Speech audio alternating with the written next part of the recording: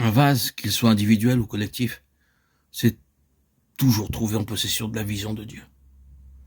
Un tel instrument voit le Seigneur, la pensée de Dieu, le dessein de Dieu.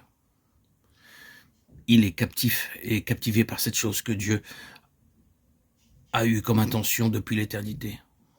Et il l'avait vu dans une dimension de loin, bien plus grande que d'autres.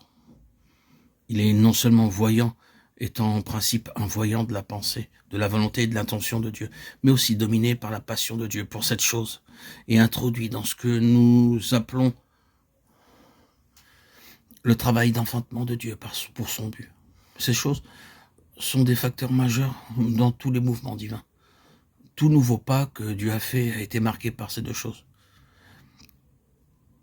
Puisse ce principe être connu, car il est l'explication de tellement de choses.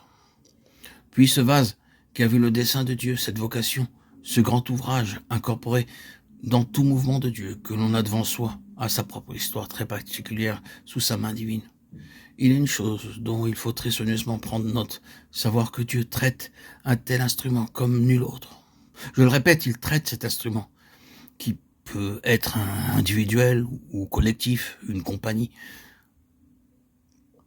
Il traite cet instrument appelé pour ce but spécifique, qui est le sien, d'une manière particulière et étrange. Il le traite différemment de toutes ses façons d'agir à l'égard d'autres personnes et d'autres choses. Pour tous ceux qui sont appelés au plein dessein de Dieu, il n'est jamais sans danger de juger les façons d'agir de Dieu à leur égard en les comparant à celles dont Dieu agit à l'égard d'autres. Ce sera toujours dangereux. Ses voix avec une telle œuvre et un tel instrument sont ses propres voix particulières. Et donc des vases pour une telle intention, des instruments pour un tel but, ont leur propre péril particulier. Ils se trouvent impliqués dans un conflit particulier, soumis à une pression étrange, introduite dans des événements et les voies étranges de Dieu. Il les traite par rapport à des intentions spécifiques. Or, le livre de Néhémie, duquel nous sommes occupés pendant de nombreux audios, et qui représente le dernier livre de l'histoire de l'Ancien Testament, est une représentation instructive qui inspire tout ce que nous avons dit jusqu'à maintenant. Nous avons dit que les divisions naturelles de ce livre sont en relation avec, premièrement, la muraille, la reconstruction de la muraille de Jérusalem, deuxièmement, l'ouvrage et les ouvriers, et troisièmement, la guerre qui s'y trouve impliquée. Jusqu'à présent, nous avons passé la plupart de notre temps avec la muraille. Permettez-moi de reprendre rapidement cette question, peut-être d'une façon légèrement différente de celle que nous l'avons fait jusqu'ici. Que représente la muraille? La muraille de Jérusalem est une figure de Christ, tout d'abord à la vue du ciel, à la lumière du ciel, aux yeux du ciel. Comment est Christ du point de vue du ciel?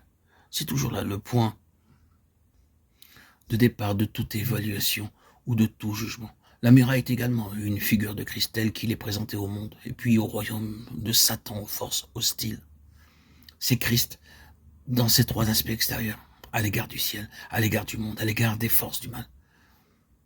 Ils sont tous très intéressés par cette muraille. Et vous pouvez le constater dans le livre de Néhémie.